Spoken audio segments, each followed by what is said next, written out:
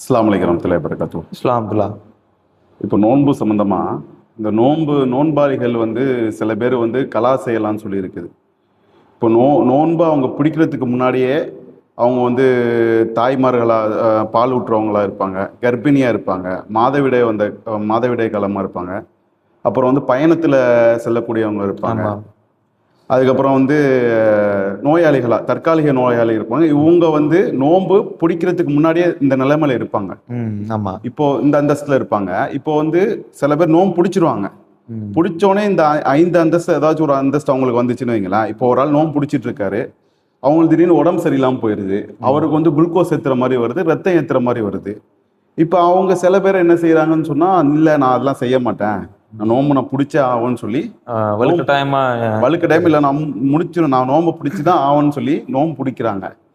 அப்போ இவங்க வந்து உங்களுடைய சட்டம் எப்படி வரும்? இவங்க வந்து கலா செஞ்சு இப்போ அந்த நோன்பு பிடிச்சுதான் ஆகணுமா, இல்ல விட்டுட்டு கலா செஞ்சிடலாமா? பரிகாரம் வரணுமோ? ஆமா, சில பேர் இப்போ விட்டுட்டா வந்து பரிகாரம் செய்யணுமோ? இப்போ ஒரு நோன்பு வேணும்னே விட்டமாக்கும் முடிச்ச கணக்குல வந்துருமோ? இது வந்து வேணுக்குன்னு விடுற மாதிரி வருமா ஒண்ணு.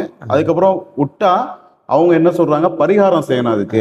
இப்போ இப்படி நோன்பு விட்டுட்டோமாக்க அவங்க வந்து இந்த மாதிரி 60 நாள் 7 நோன்பு பிடிக்கணும், 60 நாள் ஏழைகளுக்கு உணவளிக்கணும். அதாவது பொதுவா ஒரு நோன்பு முறித்தவருடைய சட்டம் வந்து ஆமா ஆமா அந்த மாதிரி அவங்க வந்து கேட்கறாங்களே, அவங்களுடைய சட்டம் என்ன? இப்ப இது சம்பந்தமா என்னன்னா, நிரந்தரமா நோன்பு பிடிக்காதவங்க வேற, நிரந்தரமா கட்டாயம் இல்லாதவர்கள், முதுமை அடைந்தவங்க, நிரந்தர நோயாளிகள், நோன்பு கடமை கிடையாது.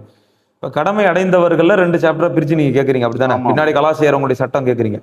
இப்ப கலா செய்யக்கூடியவர்கள், கலா செய்ய அப்போதைக்கு அவங்க அப்படியே நோன்பு பிடிக்கக்கூடியவர்கள், கலா செய்ய காரணம் உள்ளவங்க கலா செஞ்சுக்கலாம், பின்னாடி நோன்பு பிடிச்சிக்கலாம். ஒருவேளை நிரந்தரம், அதாவது கரெக்டா நோன்பு பிடிச்சிக்கிட்டு இருக்கும்போது கலாவுடைய ஏதோ ஒரு அந்தஸ்து வருது.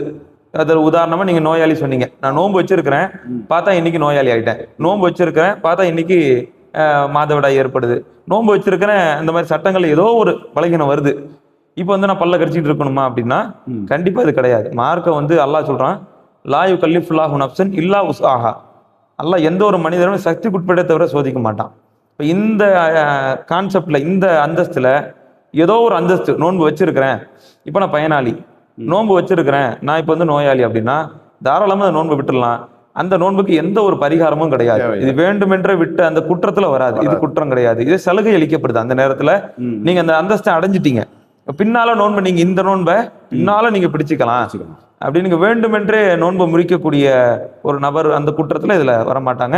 இதை மக்கள் தெளிவா புரிஞ்சுக்கிறாங்க. பல மக்கள் இதுல என்ன பண்றாங்கன்னா வலுக்கட்டாயமா பிடிக்கிறாங்க. நோயாளி ஆயிட்டோம், குளுக்கோஸ் ஏற்றக்கூடாது, ரத்தம் ஏற்றக்கூடாதுன்னு. அப்படி கிடையாது.